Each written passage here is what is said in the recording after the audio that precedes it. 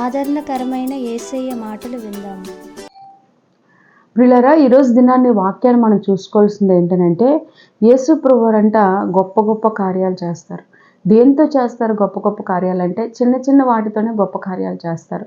అందుకే యేసు ప్రభు యందు విశ్వాసించిన మీ అందరి పట్ల కూడా దేవుడు చేసేటువంటి గొప్ప కార్యాలు ఏంటో మీరు తెలుసుకోవాలని యేసుక్రీస్తు నామములో నేను మీకు తెలియపరుస్తాను. ఎందుకనంటే యేసు ప్రభువారు మరి చేసేటువంటి కార్యాలు ఎలా ఉంటాయంటే ఊహకు అందమంట. అంత గొప్ప కార్యాలు చేస్తాడు కదా. ఆయన యొక్క గురించి చెప్పినట్లయితే ఆకాశమైన సింహాసనం, భూమి ఆయన పాదపీఠం అని చెప్తున్నారు కదా.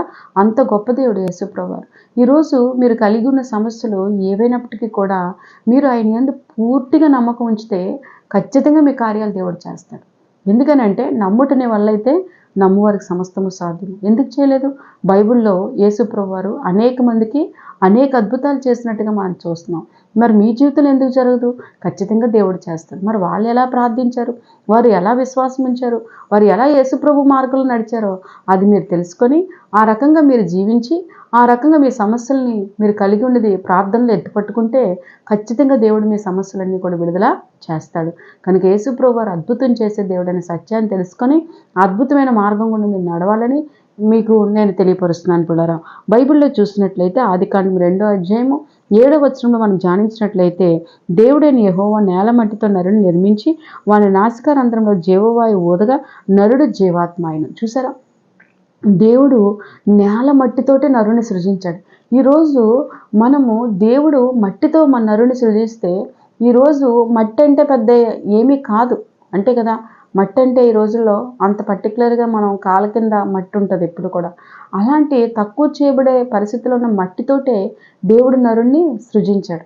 కానీ ఈరోజు ఎవరికైనా ఏదైనా అనారోగ్యం వచ్చినా, ఏదైనా ఇబ్బంది వచ్చినా దాన్ని పెంచి పోషించాలన్నా ఆ నరుణ్ణి కానీ నారిని కానీ దానికి ఎంతో ఖర్చు పెడుతూ ఉంటాం. కానీ దేవుడు ఏమంటున్నాడు? ఏ ఖర్చు లేకుండానే మరి నరుని సృజించాడు. అంటే ఈరోజు మీరు ఏదైతే కలిగి ఉన్నారో దానితోనే దేవుడు మిమ్మల్ని దీవించిపోతున్నాడు, దానితోనే దేవుడు మిమ్మల్ని హెచ్చించిపోతున్నాడు. కానీ మీరేం చేయాలని లేని వాటి గురించి ఆలోచించుకొని ఏడ్చుకొని తొక్కపడి అది లేదు ఇది లేదని సొడుక్కునే జీవితంగా ఉండి ప్రభు యొక్క ఆత్మీయతలో తొలగిపోయేవారుగా ఉన్నట్టుగా ఉండకూడదు. కానీ ఈరోజు మీరు ఏది కలిగి ఉన్నారో దాన్ని బట్టి సంతోషించండి. దేవుడు అది ధనాన్ని కలిగిన మట్టితోటే మనుషుల్ని తయారు చేసి పురుషుడిగా అతని జీవవాయువుగా అతని జీవాత్మ అయ్యాడు. అదేవిధంగా అతని ఎముకలోంచి మరి పక్కటి ఎముకని తీసి మరి స్త్రీని కానీ దేవుడు తయారు చేసి మరి స్త్రీకి కూడా జీవవాయువు ఊదాడు. కనుక పిల్లరా, గమనించుకోవాల్సిన విషయం ఏంటంటే మట్టితో దేవుడు మానవుని తయారు చేసి జీవాత్మ ఊదిన దేవుడు ఈరోజు దినాన్ని మీకు పట్ల ఏ కార్యాలు అయితే జరగాలనుకుంటున్నారో ఆ కార్యాలు దేవుడు చేస్తాడని మరొకసారి మీకు నేను జ్ఞాపకం చేస్తున్నాను. పిల్లరా, నిర్గమాకాండం 14వ అధ్యాయం 16వ వచనంలో చూస్తే అక్కడ కూడా దేవుడు చేసేటువంటి అద్భుతం ఏంటంటే అక్కడ మన వాక్యాన్ని మనం ధ్యానించినట్లయితే అంతలో యెహోవా మోషేతో నీ వేళ నాకు మొరపెట్టుచున్నావు సాగిలపడి అక్కడ ఏమంటుంటే సాగిపోడి అని ఇశ్రాయేలుతో చెప్పుము అంటున్నాడు. చూసారా, అంటే మోషేతో దేవుడు మాట్లాడుతున్నాడు, నువ్వు సాగిపో, ఎందుకు ఇంకా మొరపెట్టే సమయంలో ఉన్నారు, మీరు సాగిపోయే వారిగా ఉండాలి అని చెప్పి అక్కడ మన వాక్యాన్ని చూస్తున్నాం. తర్వాత ఏమని అంటారంటే, నీవు నీ కట్టడాన్ని ఎత్తి ఆ సముద్రం వైపు నీ చేయి చాపి దాన్ని పాయలుగా ఏమంటున్నాడు, చేయి చాపి దాన్ని పాయలుగా చేయము, అప్పుడు ఇశ్రాయేలు సముద్రము మధ్య ఆరిన నేల మీద నడిచిపోవును. చూసారా ఎంత చక్కగా దేవుడు మాట్లాడుతున్నాడు. మరి సముద్రం వైపు ఆ కర్ర చూపించి పాయలుగా చేసే మీరందరూ కూడా చక్కగా వెళ్ళిపోతారని చెప్తున్నారు. చెప్పేటప్పుడు దేవుడు అది చాలా వినడానికి కూడా చాలా వింతగా ఉంది. ఏంటనంటే అదేంటి సముద్రం వైపు కర్ర చూపిస్తే అది ఎలా పాయలుగా చీల్చబడుతుంది, అందులో ఎలా మీరు వెళ్ళి నడిచి వెళ్ళిపోతారు, అసలు అగాధ లోయ ఉంటుందా, అసలు ఏమవుతుందా అని ఆలోచించలేదు మోషే. ఏమన్నాడంటే దేవుడు చెప్పిన పని చెప్పినట్టుగా చేసేసాడు. ఎప్పుడైతే ఆ కర్ర సముద్రం వైపు చూపించినాడో సముద్రం ఏమైపోయిందంటే 2 పాయలుగా చీల్చబట్టని మనం బైబిల్ గ్రంథంలో చూస్తున్నాం పిల్లరా. అంతేకాకుండా రెండో మాట ఏంటంటే అది ఆ నేల కూడా ఆరిన నేలలాగా అయిపోయింది. అది చాలా గొప్ప విషయం కదా. చూడండి, ఇప్పుడు మనకి ఒక కుండీలో కానీ ఒక టబ్లో కానీ అలా వాటర్ నిల్వ ఉంచేస్తాం అనుకోండి. సపోజ్ నిల్వ ఉంచి కానీ వాటర్ తీసేసాక దాని మీద అడుగు పెట్టామంటే ఏమైపోతాం, జారిపోతాం. ఎందుకంటే నాచు కానీ జిగురు కానీ ఏదో ఒకటి ఉండి పడిపోతాం. కానీ ఇది సముద్రము అంతకాలంగా ఉన్నప్పటికీ కూడా లోయ కానీ ఇది కానీ లేకుండా ఆరిన నేలలాగా అయిపోయిందంటే దేవుడు ఎంత అద్భుతం చేశాడు. చూసారు, ఎంత అద్భుతం చేశాడు. ఈరోజు మీ పిల్లలకి వివాహాలు ఎలా చేయాలి, అసలు ఏం చేయగలను, నా దగ్గర రూపాయి లేదు కదా, నా ఇంట్లో పరిస్థితి బాగలేదు కదా అని మీరు ఆలోచిస్తున్నారు. కానీ దేవుడు అంటున్నాడు, నేను మీ ఎడల ఉండి అద్భుతం చేస్తాను అంటున్నాడు. కానీ మోషే ఏం చేశాడు? దేవుడు యందు భయభక్తులు కలిగి ఆయన వల్ల కాని పని దేవుడు చెప్పినప్పుడు చేయటం మొదలుపెట్టాడు. ఈరోజు మీ వల్ల కాని పని దేవుడు చెప్పినప్పుడు చేయటం మొదలు పెట్టాలి. రక్షణ తీసుకోమంటే అది మీ వల్ల కాదు, ఇంట్లో వాళ్ళు ఎవరో ఒకరు ఏదో ఒకటి అంటారని ఆలోచన ఉండొచ్చు. కానీ మీ స్వతహాగా మీ ఇష్టంగా దేవుణ్ణి అడిగి, ప్రభా నాకు రక్షణ దయచేయి తండ్రి అని అడిగి మీరు రక్షణ తీసుకునేవారుగా ఉండాలి. అంతేకాదు మరి ఏది చెప్పినా దేవుడు చేసేవారుగా ఉండాలి.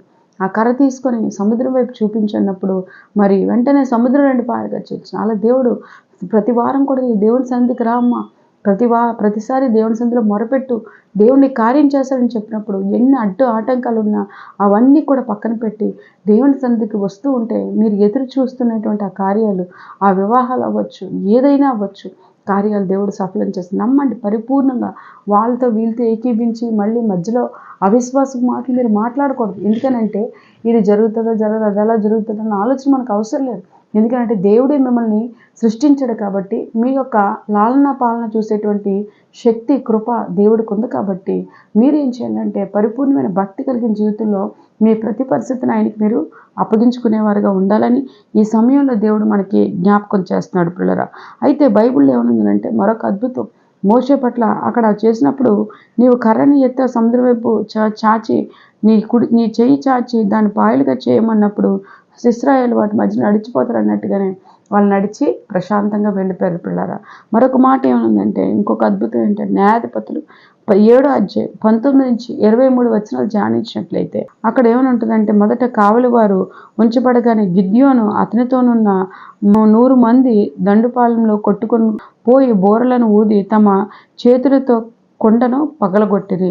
తర్వాత ఏం జరిగింది? అట్లా 3 గుంపుల వారు బోరలను ఊదుచు ఆ కొండను పగలగొట్టి ఎడమ చేతులు దివిటీలను కుడి చేతిలో నుండి ఊదుటకు అక్కడ ఏమంటున్నారంటే బోరలను పట్టుకొని యెహోవా ఖడ్గము గిద్యోను ఖడ్గమని కేకలు వేసిరి. చూసారా?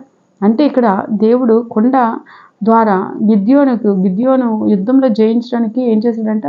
మిద్యానీయులను కదా చక్కగా అతను తరిమి కొట్టాడు. ఆ కుండ పట్టుకొని బోర ఊదినప్పుడు మరి ఆ కుండ చప్పుళ్ళకి, ఆ బోర చప్పుళ్ళకి ఆ కుండ పగలగొట్టే పరిస్థితిని చూసి శత్రువులందరూ పారిపోయారంట. ఆ సౌండ్కే పారిపోయారంట. కనుక ఎంత సింపుల్ యుద్ధం దేవుడు చేశాడు. అందుకే యుద్ధం నాది కదా, యుద్ధము యెహోవాదే.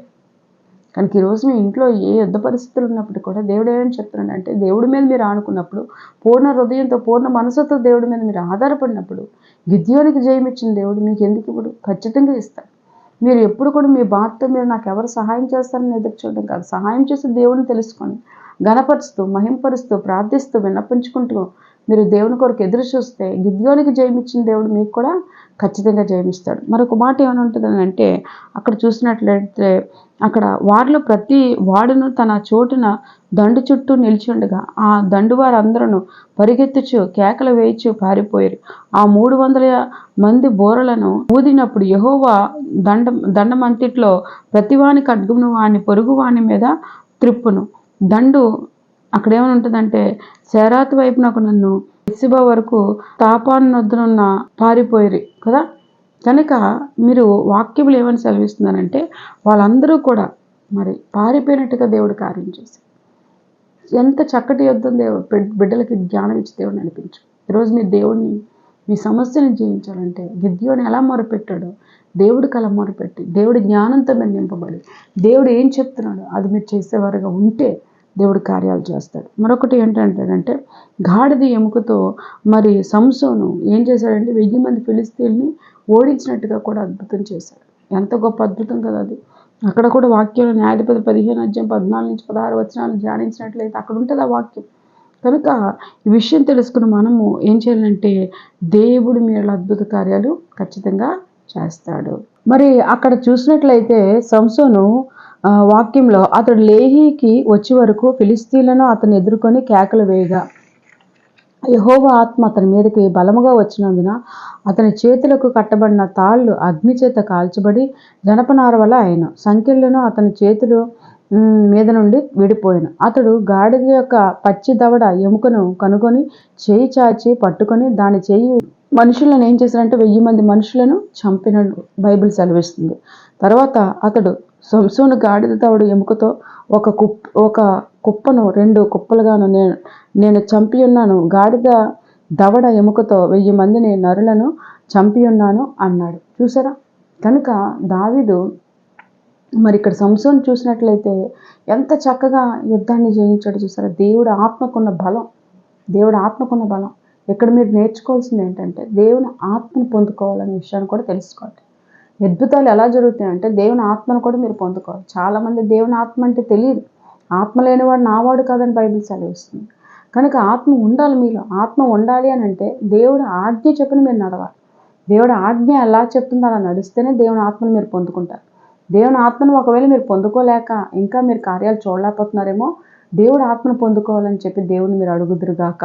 అలా అడిగితే, దేవా నీ పరిశుద్ధాత్మతో నన్ను నింపు, నీ శక్తితో నన్ను నింపు, నీ బలంతో నన్ను నింపు, నీ ఆత్మ నాకు కావలుగా ఉండాలి.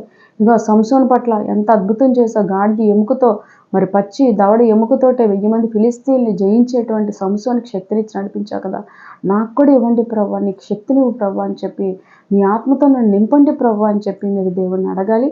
అప్పుడు దేవుడు అద్భుతమైన కార్యాలు మీ ఎడల జరుగుతూ వస్తుంటాయి. అంతేకాకుండా మరి రాయి గురించి చూసారా? దావీదట్ట ఒడిసెల రాయితో ఫిలిస్తీన్ని ఓడించే విధంగా గొప్ప కార్యము అక్కడ చేసినట్టుగా చూస్తున్నాం పిల్లరా.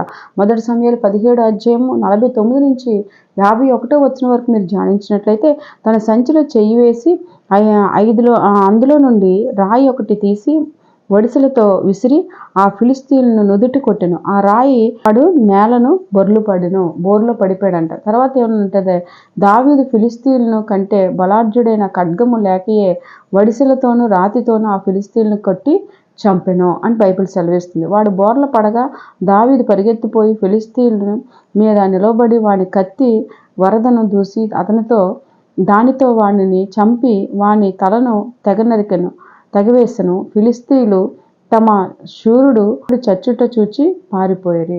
చూసారా వాక్యం ఎలా సెలవిస్తుందో? కనుక దేవుడి యందు భయభక్తులు కలిగిన మీరు ఏం చేయాలంటే ఆయన ఆసక్తి కలిగి మరి చక్కగా ఫిలిస్తీన్ని దావీదు ఓడించినట్టుగా మనం చూస్తున్నాం.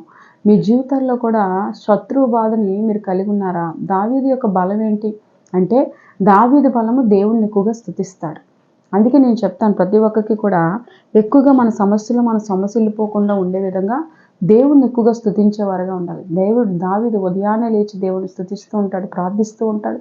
మరి మధ్యాహ్నం ప్రార్థిస్తుంటాడు, సాయంత్రం ప్రార్థిస్తుంటాడు. అలా దేవునితో మాట్లాడుతూ ఉంటాడంటే దావీదు తన పని తను చేసుకున్నప్పటికీ దేవునితో సమయాన్ని గడుపుతాడు. మీరు కూడా ఏం చేయాలంటే దేవునితో సమయాన్ని అధికంగా గడిపి మీరేం చేయాలంటే స్తుతి యాగము దేవుడికి చేసే విధముగా నిత్యము స్తుతులు చెల్లించుకుంటూ ఉంటే శత్రుని జయించేటువంటి గొప్ప శక్తిని దేవుడు మీకు అనుగ్రహిస్తాడు. దావీదు చూడండి, యుద్ధానికి వెళ్ళేటప్పుడు లోక ఆయుధాలతో శత్రువుని జయించలేదు, కానీ దేవుని ఆత్మ ద్వారా శత్రువుని జయించడం. అలాంటి అద్భుతమైన కార్యం మీకు జరుగుతుందని ప్రభువైన యేసుక్రీస్తు నామములో నేను మీకు తెలియపరుస్తున్నాను. మరొక మాట ఏమంటున్నానంటే, బైబిల్లో మత్తయి సువార్త 14వ అధ్యాయంలో చూసినట్లయితే 17-21 అక్కడ కూడా దేని గురించి రాయబడి ఉంటుందంటే, 5 రొట్టెలు 2 చిన్న చేపల్ని దేవుడు 5,000 మందికి పంచాడంట కదా. ఆ పిల్లవాడిని అడుగుతాడు, 5 రొట్టెలు 2 చిన్న చేపలు ఇవ్వండి ప్రభు అని అడిగినప్పుడు, ఎవరి దగ్గరైనా ఉంటే ఇవ్వండి అని అడిగినప్పుడు దేవుడు చేసిన అద్భుతం ఏంటనంటే, ఆ చిన్న పిల్లవాడు తెచ్చిస్తాడు. ఆ చిన్న పిల్లవాడు తెచ్చి ఇచ్చినప్పుడు 5 రొట్టెలని 2 చిన్న చేపలని 5,000 మంది పంచడానికి. అంటే ఈరోజు ఇక్కడ మీరు నేర్చుకోవాల్సింది ఏంటంటే, మీరు ఆశీర్వదింపబడాలంటే మీరు కలిగి ఉన్నది మీ దగ్గర ఉంచుకోవడం కాదు, కానీ దేవుడికి తెచ్చి ఇచ్చేవారుగా మీరు ఉండాలి. ఎప్పుడైతే మీరు దేవుడికి తెచ్చి ఇచ్చేవారుగా ఉంటారో అప్పుడు మీరు కలిగి ఉన్నది మీకు దేవుడు ఏం చేస్తాడంట, అత్యధికంగా ఆశీర్వదించి మిమ్మల్ని ఉన్నతమైన స్థాయిలో నడిపిస్తాడని ప్రభువైన యేసుక్రీస్తు నామములో నేను మీకు తెలియపరుస్తున్నాను. మరొక మాట ఏముంటుందంటే, బైబిల్లో మనం చూసినట్లయితే యోహాను 2వ అధ్యాయము మరి 1-11 వచనాలు చూస్తే అంట, నీళ్లను దేవుడు ద్రాక్షారసంగా మార్చాడు కదా. ఈ అద్భుతం కూడా యేసు ప్రభువారు చేశారు. మరి నీళ్లను ద్రాక్షారసంగా మార్చడం గల కారణం ఏంటి అని అంటే, అక్కడ వాక్యంలో చూస్తే మనము అక్కడ ఉన్నవారు ఏం చేస్తారంటే, పెండ్లి వారు మరియకి వచ్చి చెప్పినప్పుడు మరియ గారు ఏం చేస్తారంటే యేసు ప్రభువారికి చెప్పినప్పుడు యేసు ప్రభువారు ఏమంటారంటే, నా సమయం ఇంకా రాలేదంటారు. ఈరోజు మీ సమస్యలతో మీరు బాధపడిపోవడమే కాకుండా మీరు వెళ్తున్నటువంటి మందిరాల్లో సేవకులు చెప్పి ప్రార్థన చేయించుకోవాలి. ప్రార్థన చేయించుకొని మీరు ఏం చేయాలంటే దేవుడు చేస్తాడని నమ్ముతూ ఎదురు చూడాలి. ఎందుకంటే కొన్నిసార్లు మీరు అడగగానే దేవుడు దయచేయడానికి అంటాడు కదా, అక్కడ యేసుప్రభు వారు నా సమయం ఇంకా రాలేదని అంటారు ఆయన. ఆ సమయం రావాలి అని అంటే అది వచ్చినంత వరకు మీరు వేచి ప్రార్థనలో గడుపుదురు గాక. అప్పుడు దేవుడు ఏం చేస్తాడంటే ఆయన సమయం వచ్చినప్పుడు, శూన్యం అయిపోయిన పరిస్థితి ఏర్పడినప్పుడు ఆయన గొప్ప కార్యం చేస్తాడు కదా. మొదట ఆ తిత్తుల్లో నీళ్ళతో నింపాలి అని అంటే పాత ద్రాక్షరసం అంతా అయిపోయింది. అప్పుడు దేవుడు నీళ్ళతో నింపినప్పుడు బాణాలని ఏం చేశాడు, ద్రాక్షరసంగా చేశాడు. అలా మీ జీవితాల్లో అద్భుతాలు జరుగుతాయి. దేవుడు చెప్పింది చెప్పినట్టుగా చేయాలి, నిరీక్షణ కలిగి ఉండాలి. ఆ విధంగా మీరు ఉన్నట్లయితే మీ జీవితాలు అద్భుతాలు జరుగుతాయని ప్రభువైన యేసుక్రీస్తు నామములో నేను మీకు తెలియపరుస్తున్నాను. కనుక ఏ అద్భుతం కొరకు ఎదురు చూస్తున్నారో, ఉద్యోగం కొరకు ఎదురు చూస్తున్నారా, వ్యాపారాల అభివృద్ధి కొరకు ఎదురు చూస్తున్నారా, పిల్లల వివాహాల కొరకు ఎదురు చూస్తున్నారా, పిల్లల చదువు భవిష్యత్తు కొరకు ఎదురు చూస్తున్నారా, సొంత ఇల్లు కొరకు చూస్తున్నారా, ముఖ్యంగా ఆత్మలో ఎదగాలి, దేవుని ఆత్మఫలాలు పొందుకోవాలని చూస్తున్నారా, దేవుడు అవన్నీ మీకు అనుగ్రహిస్తాడు. మీరు నమ్మండి, మీరు ప్రభువు చెప్పిన ఆజ్ఞలకు లోబడండి, ఆయన చెప్పినట్టుగా చేస్తూ దైవజనులతో ప్రార్థించుకుంటూ క్రమం తప్పకుండా మందిరానికి వెళ్తూ ప్రభు దీవెనలు పొందుకోమని యేసుక్రీస్తు నామములో నేను మీకు తెలియపరుస్తున్నాను. ఆ విధంగా మీరు ఎల్లవెల్లా దేవుని ఆత్మను కలిగి ఉండాలి.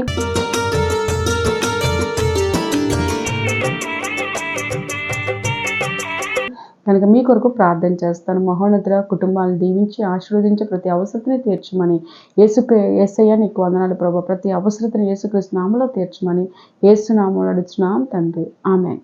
మీ గాడ్ బ్లెస్ యు ప్రియులారా.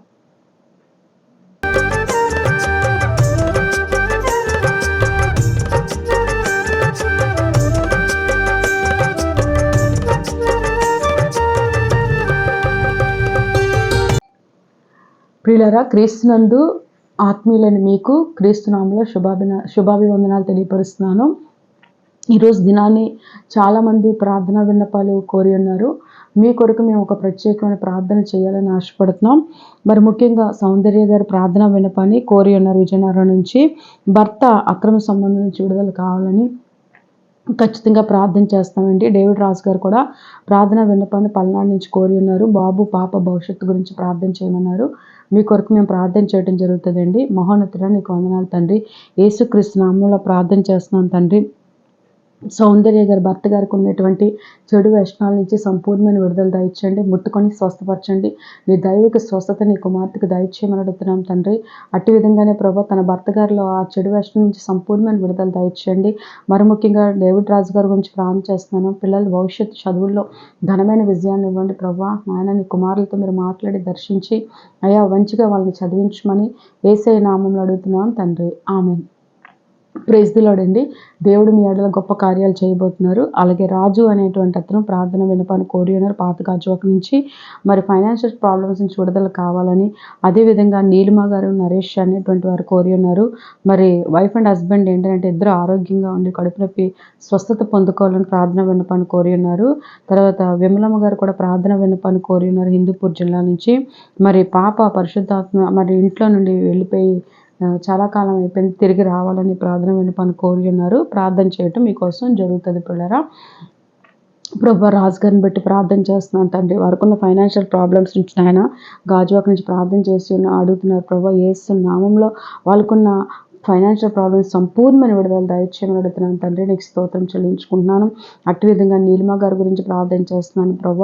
భార్య భర్తలు ఇద్దరికీ కూడా సంపూర్ణమైన ఆరోగ్యం ఇచ్చి కడుపు నొప్పి నుంచి సంపూర్ణమైన స్వస్థతను దయచేయండి. మీరు ముట్టుకొని స్వస్థపరచమని యేసుక్రీస్తు నామములో అడుగుతున్నాం తండ్రి. అదేవిధంగా ప్రభు ఇదిగో నాయన విజయం కొరకు హిందూపూర్ నుంచి ప్రార్థన చేస్తున్నారు.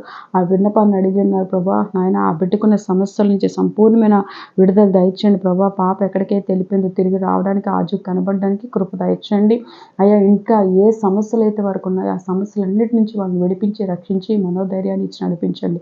ఆ విధంగా ప్రార్థనలు ఏకీభిస్తున్న వారికి ప్రతి ఒక్క సమస్యల్ని తీర్చమని యేసుక్రీస్తు నామములో అడుగుచున్నాం తండ్రి, ఆమేన్.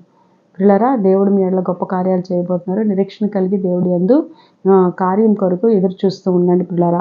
మరొకరు ప్రార్థన విన్నపాన్ని కోరి ఉన్నారు లలిత కుమారి గారు. మరి ఆమె కడప నుంచి ప్రార్థన విన్నపాన్ని కోరి ఉన్నారు. మరి ఏమిటి అని అంటే వారి పిల్లల చదువుల్లో విజయాన్ని కావాలని చెప్పి కోరి ఉన్నారు. మరి అదేవిధంగా రవికుమార్ గారు వారికి పిల్లలు బాగా చదువుకోవాలనే ఉద్దేశంతో కూడా ప్రార్థన విన్నపాన్ని కోరి ఉన్నారు. కనుక ప్రార్థన చేద్దాం పిల్లలు. మహోన్నతునికి వందనాలు. రవికుమార్ గారి కొరకు ప్రార్థన చేస్తున్నాను. యేసుక్రీస్తు నామములో వారి బిడ్డల చదువుల్లో ఘనమైన విజయం దయచేయండి ప్రభా. అద్భుతమైనటువంటి ప్రభా విజయాన్ని ఇచ్చి వారి నోటి నిండా నవ్వుంచి ఆత్మల కుటుంబం అంతా ఎదగడానికి, అదేవిధంగా భార్య గారికి మంచిగా గవర్నమెంట్ జాబ్ యేసుక్రీస్తు నామములో వచ్చేసినట్టుగా మీరు ఆశీర్వదించి దీవించి, నీ కుమారులకు రావాల్సిన డబ్బులు యేసుక్రీస్తు నామములో వచ్చి వాళ్ళకున్న సమస్యలన్నీ తీర్చిపడడానికి గొప్ప కార్యం చేయమని, ఆ విధంగా నాయన రవికుమార్ గారిని కడప నుంచి ప్రార్థన చేస్తే కుమారుని ఆశీర్వదించి దీవించమని యేసుక్రీస్తు నామములో అడిగి వేడుకొని ప్రార్థిస్తున్నాం తండ్రి. ఆమేన్. పిల్లరా, దేవుడు మిమ్మల్ని ప్రత్యేకంగా దీవించబోతున్నాడు. మీరు ఏ కార్యం కొరకైతే ఎదురు చూస్తున్న ఆ కార్యాన్ని ప్రభు జరిగించబోతున్నారు.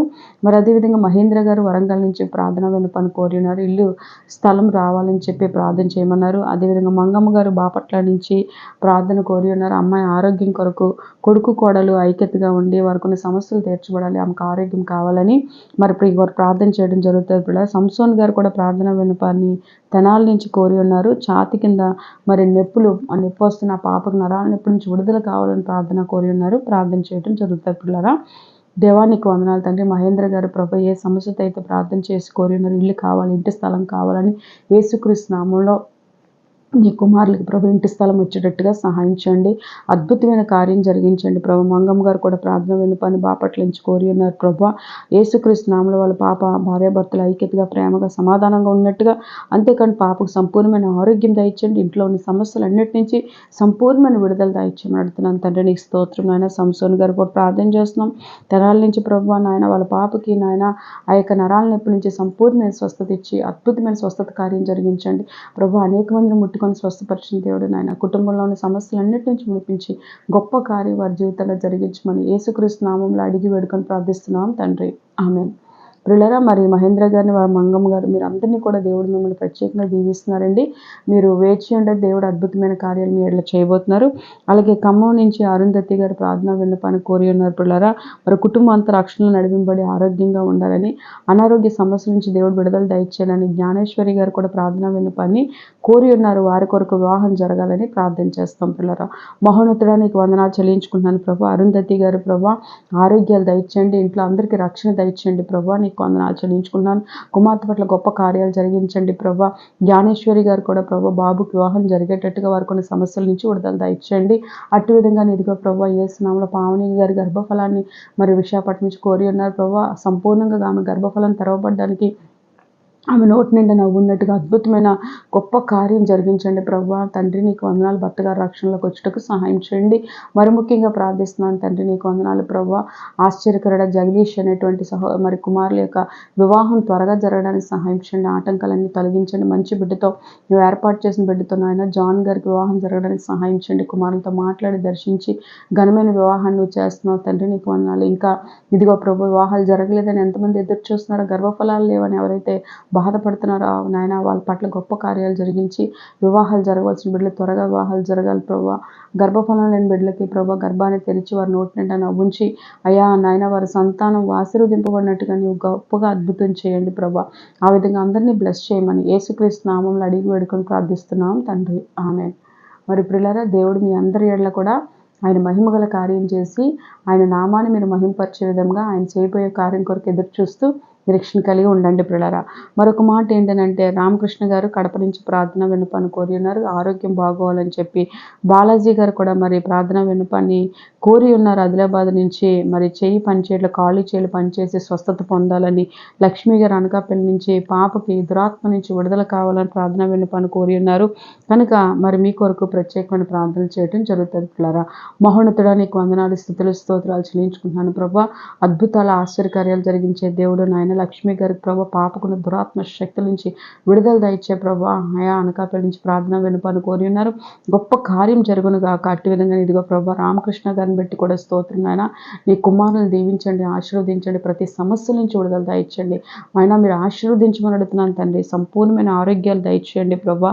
నీకు వందనాలు. బాలాజీ గారికి కూడా కాళ్ళు చేతులు చక్కగా పనిచేసి ఆరోగ్యవంతులుగా ఉన్నట్టుగా నువ్వు ఆశీర్వదించండి తండ్రి. నీకు వందనాలు ప్రభా. ఇప్పటి వరకు మేము విన్నపించుకున్న ప్రతి విన్నపానికి గొప్ప జవాబిచ్చి ప్రభా మీ సాక్షులుగా, సాధనాలుగా నిలబెట్టుకోమని, మహిమ ఘనత ప్రభువులు మీరు మాత్రమే పొందుకోమని యేసుక్రీస్తు నామములో అడిగి వేడుకొని ప్రార్థిస్తున్నాం తండ్రి. ఆమేన్. పిల్లరా, మరి దేవుడు మీ అందరి ఏళ్ళ కూడా గొప్ప కార్యాలు చేయబోతున్నారు. ఇంకా అనేక మందిగా మాకు ఫోన్స్ చేసి మీ విన్నపాలు తెలియపరుస్తున్నారు. దేవుడు మిమ్మల్ని ఎల్లవెల్లా దీవిస్తాడు. మీరు ధైర్యం కలిగి, నిరీక్షణ కలిగి, పట్టుదల కలిగి ప్రార్థనలో మీరు ఉండండి. మీ కొరకు మేము కూడా ప్రత్యేకంగా ప్రార్థన చేస్తూ ఉంటాం. దేవుడి కార్యాలు త్వరగా జరిగించబోతున్నాడు. మీరు నమ్ముతూ ప్రభు యందు విశ్వాసం ఉంచమని యేసుక్రీస్తు నామములో నేను మీకు తెలియపరుస్తున్నాను. మరి ముఖ్యమైన విషయం ఏంటంటే, ఇంకా మీకు ఏమైనా విన్నపాలు ఉన్నా మాకు తెలియపరచండి. May God bless you. ఇప్పుడు మధురమైన పాట విందాం.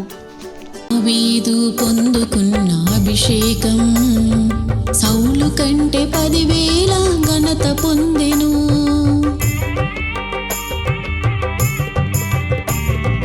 దావీదు పొందుకున్న అభిషేకం సౌలు కంటే 10,000 ఘనత పొందెను. యేసయ్యా నన్ను మీరు అభిషేకించరా, నన్ను మీరు అభిషేకించరా. యేసయ్యా నన్ను మీరు అభిషేకించరా, నన్ను మీరు అభిషేకించరా. అభిషేకం అభిషేకం యేసయ్యా అభిషేకం నీ మీదకి నా మీదకి వచ్చుచున్నది. అభిషేకం అభిషేకం యేసయ్యా అభిషేకం నీ మీదకి నా మీదకి వచ్చుచున్నది. బాధపడుతున్నా, ఎటువంటి చీకటి శక్తులతో పీడింపబడుతున్నా, కుటుంబ సమస్యలతో బాధపడుతున్నా, రండి జీసస్ కింగ్డమ్ చర్చ్కి. మీ కొరకు, మీ సమస్యల కొరకు, మీ వ్యక్తిగత జీవిత అభివృద్ధి కొరకు, కుటుంబ అభివృద్ధి కొరకు ప్రార్థనలు చేయబడును. మీ కొరకు ప్రత్యేకంగా సిస్టర్ సంధ్యారాణి గారు వ్యక్తిగతంగా ప్రార్థన చేయబడడం జరుగుతుంది. మా జీసస్ కింగ్డమ్ చర్చ్ బృందం వారు కూడా ప్రత్యేకంగా ప్రార్థనలు చేస్తారు. నేడే మీ సమస్యలను మాకు తెలియపరిచి మీ సమస్యల నుండి విడుదల పొంది ప్రభు యొక్క ఆశీర్వాదాలు పొందుకోండి. మరి ఇంకెందుకు ఆలస్యం, నేడే మీ సమస్యలు మాకు తెలియపరచండి. మా చిరునామా 12-804 Gandhinagar, Thotagaruvu junction, Arilova, Visakhapatnam. Pin code number 530040. మా ఫోన్ నంబర్ 8374100480. 8374644755 కనుక మా ఫోన్ నెంబర్లను సంప్రదించండి. మీ విన్నపాలు మాకు తెలియపరచండి. ప్రత్యేకమైన ప్రార్థనలు చేయించుకోండి. జీసస్ కింగ్డమ్ చర్చ్కి వచ్చి ఆశీర్వాదాలు పొందుకోండి. ప్రభు మిమ్మల్ని ఎల్లవేళలా దీవించి ఆశీర్వదించును గాక. God bless you.